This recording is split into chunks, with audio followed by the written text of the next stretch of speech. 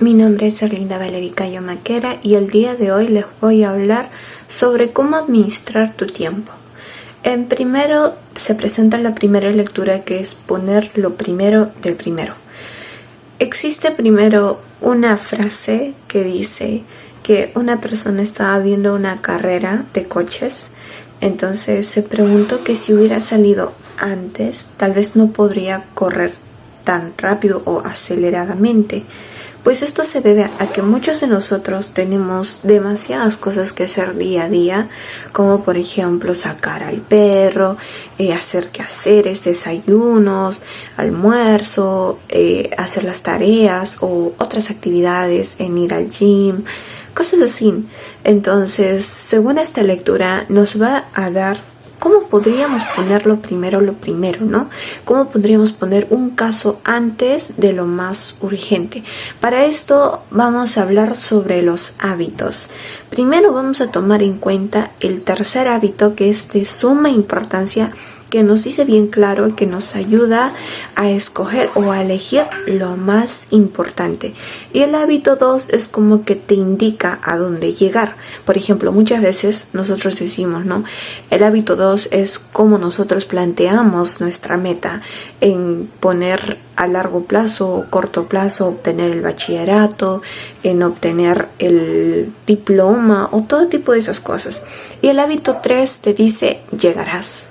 Vas a lograrlo, vas a obtenerlo, te da un punto de lo vas a tener y será tuyo, sin duda, si no te va al punto. Continuando, existe un punto en el que nos dice empaca más en tu vida. En este pequeño texto nos da un clave ejemplo donde habla sobre una persona que está guardando cosas en su maleta y dice primero, si es que yo doblaría bien mis cosas, tal vez hasta alcanzarían más. De esta manera nos damos cuenta que lo mismo pasa con nuestra vida. Si nosotros organizamos mejor nuestro tiempo, va a alcanzar para hacer muchas cosas. Muchas veces nosotros decimos de que no tenemos tiempo. ¿Por qué? Porque uno de los motivos es que nos despertamos tarde y solo llegamos a almorzar y el resto del día pues simplemente cumplimos con las últimas cosas que debemos de hacer. Entonces eso no es muy efectivo para nosotros. Aparte, también en el texto menciona algo clave que habla sobre la importancia del pasado, ¿no? Antes mayormente los jóvenes se quejaban porque tenían demasiado trabajo y hoy en día los jóvenes nos quejamos porque no tenemos muchos trabajos. ¿Y esto a qué se debe? Es que a medida que ha ido avanzando tanto como la tecnología o cosas así, pues ha reducido tanto la demanda del recurso humano. Ahora vamos a hablar sobre otro punto que está hablando o menciona más sobre empaca más en tu vida o algo así, que es el cuadrante del tiempo. En el cuadrante del tiempo se encuentran dos puntos, que es el urgente y el no urgente. Bueno, podría ser como el importante y el urgente, donde el importante está, que es de suma importancia, tomarlo en cuenta, pero no tanto como la urgencia, que es que ya lo debes de tomar en ese momento, o sea, ya tienes que estar aplicándolo en ese instante. Y hay un cuadro donde nos habla sobre el moroso, que está en el urgente y en el importante, que dice el moroso, donde está es el cuadrante 1, C1. Bueno, aquí es donde habla mayormente sobre que el cuadrante 1, o sea, el moroso, suele dejarlo para después, ¿no?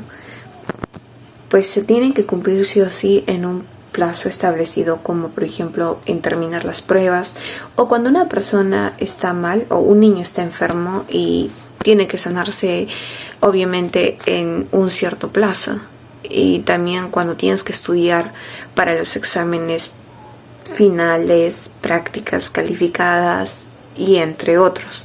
Ahí es donde se presenta el moroso, porque hay veces lo dejamos para el último, pero tenemos que hacerlo, pero no lo vamos a hacer bien, sino lo vamos a hacerlo apuradamente. Como cuadrante 2 tenemos al que marca las prioridades. Aquí dice, dejaremos lo mejor para el último.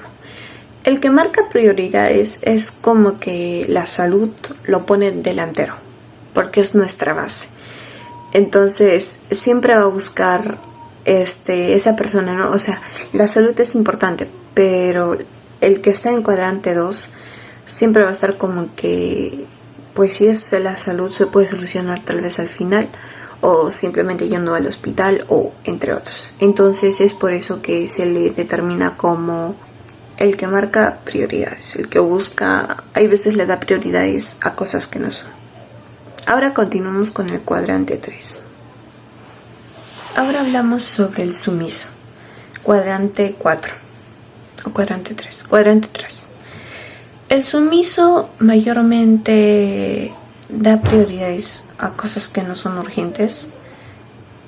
Hay veces prefiere escuchar o dejar sus cosas para atender a otras personas o tomar en consideración a otras personas que tal vez lo necesiten. Por ejemplo, si yo estoy haciendo una actividad súper importante que es muy beneficioso para mí y lo dejo por atender o por tratar de ayudar el problema de otra persona o ayudarlo a resolver, que no me va a traer nada bueno a mí, solo más demanda de tiempo o más pérdida. Y por último, como el cuadrante 4, tenemos al flojo.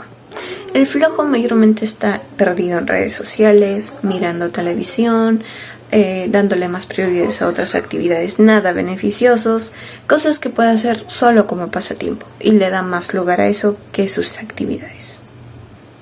Así es que es importante, muy importante, hacer un control de todo esto, de saber a qué le vamos a dar prioridades, sobre todo el tiempo. Y otro punto que también quería recalcar es la importancia de las anotaciones.